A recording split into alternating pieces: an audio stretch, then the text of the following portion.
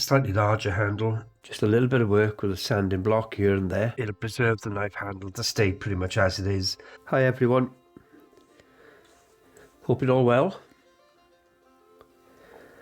Got a few things to say about these knives that might come of use to you, or maybe you would like to know. This blade here was from Chris Denham in the UK. I put a handle on it myself, a walnut handle. This one again is a walnut handle, but was a blade that came from Kevin Morgan. Two different style blades, two different types of metals. You can watch a video review of these blades and knives coming up soon. Got a few of those still in the making for you.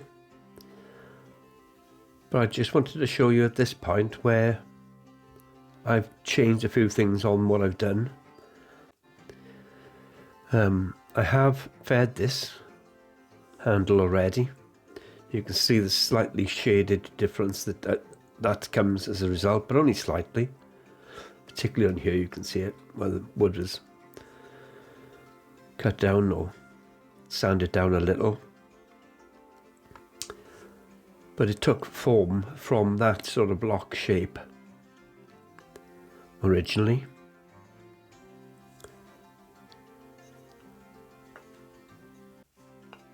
Then started to taper it up here. I left that one then to one side because this is the one I wanted to finish, so talk a bit more about this one itself. Because I suffer a little bit with this gout I get,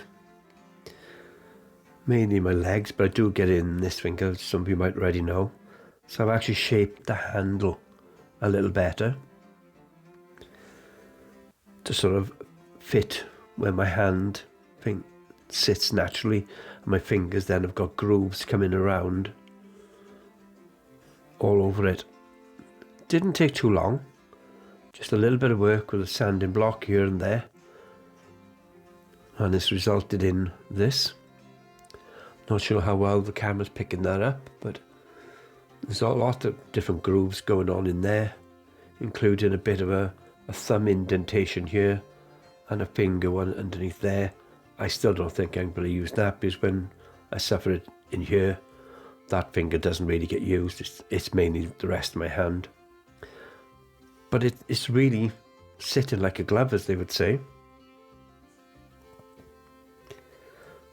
Quite keen on finishing this off, so I've got some antique wax or tang oil in with the actual antique oil here. It's an old bottle can. I don't know if you can still get exactly the same one or not.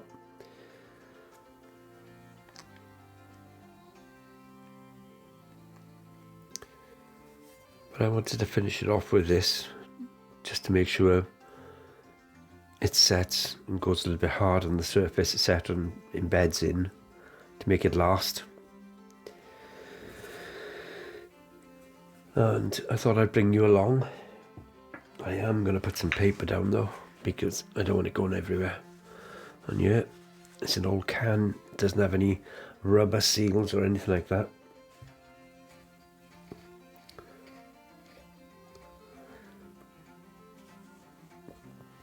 So what I'm going to do is get a cloth, cotton. I'm just going to fold it over a little bit with my finger. I'll take some, put it on there. Okay.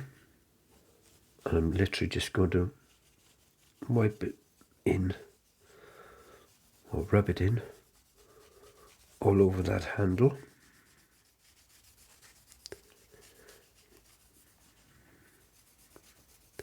Walnut has got a lovely little grain that comes out when you put oils on there. I wouldn't necessarily put just tung oil on there.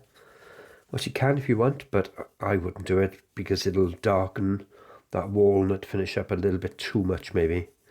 You can mix that up with other oils, as in what this no doubt has. I'm familiar with this oil because Dad and I used to use it with several cans of it at one point. This is the last can.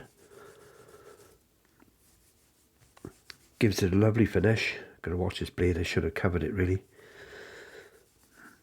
Don't do what I'm doing. Cover that blade, guys, whatever you do, okay? If you're going to do this. Make sure you get it in everywhere.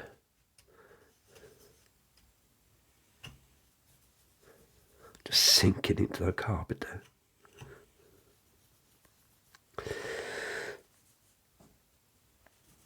Now you can leave that now, in my recommendation, for 30 minutes. Let that seep in, and then give it another coat.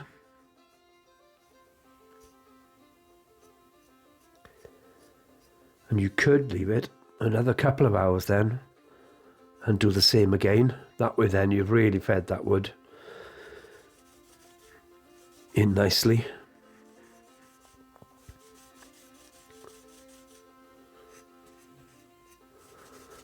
You can see it sinking in already, or absorbing into that handle. Like I said, be careful with this blade if you're going to do it without putting it in a vise maybe, or covering the handle with a leather leather cover. Excuse me.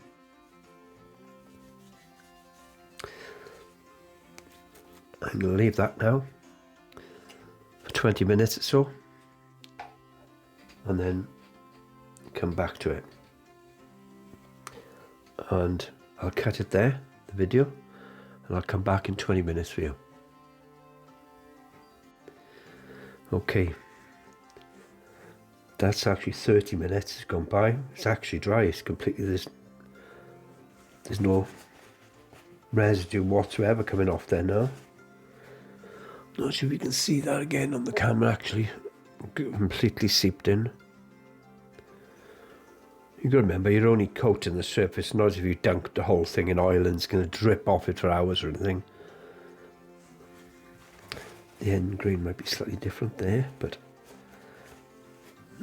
maybe that's a bit of epoxy that's left on the surface. No, that handle is dry. I can feel it's a bit slippy there now at the moment, because obviously it's oil that's on there, which will eventually go away, but I'm going to give that another quick coat.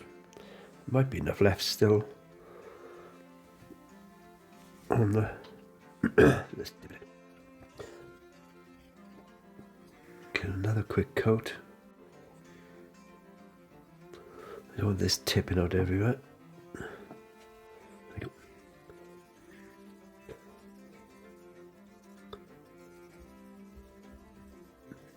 You can see from the camera how much is shining there, and maybe you can see the grooves in the handle that I put as well a little better now.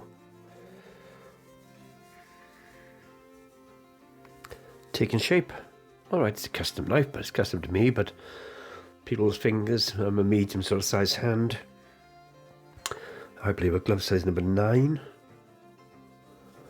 from memory. Yeah, I believe it is.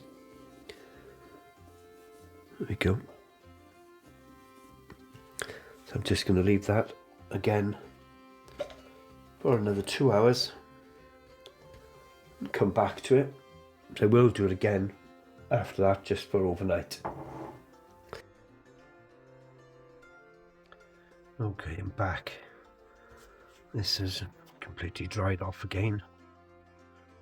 There's nothing left on there to feel a little bit sort of, what's the word, as if you used sanding sealer on there, like shellac, which I did before this stage. I left it, well, it's been left for a couple of weeks, but you can put shellac on it after getting the knife into shape, and then seals that handle.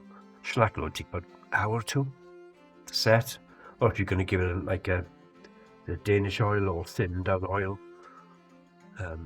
you can actually use boiled linseed oil and thin it down as well, and just give it multiple but light coats, not dipping the handle in it. and leaving it sort of drip dry or anything. Again, just a light coat of that will work, but it will darken the handle because there's a colour to that boiling linseed oil. Mineral oil, I guess. I haven't used that myself, but there we go. Maybe you can drop a comment below in the video and let other people know what to do with mineral oil. You could mix it with other oils, I'm sure. Well, I guess. Don't do it unless you check the comments below, because that's not something I've done. So yeah, as I said, this is dried off completely. You now need to get, I'd recommend a clean cloth, but this is clean. It's just a little, it's not clean, it's a little dirty, but it is dry. And it's not got any other oils on it or anything like that. I'll just give that wood a really good rub. Again, why have I not put anything over the top of that blade? Be careful, guys, as I mentioned earlier. Get rid of that. That's from yesterday. Get something over that blade, or use some, covering that blade or whatever, if you're going to do it in your hand like I am.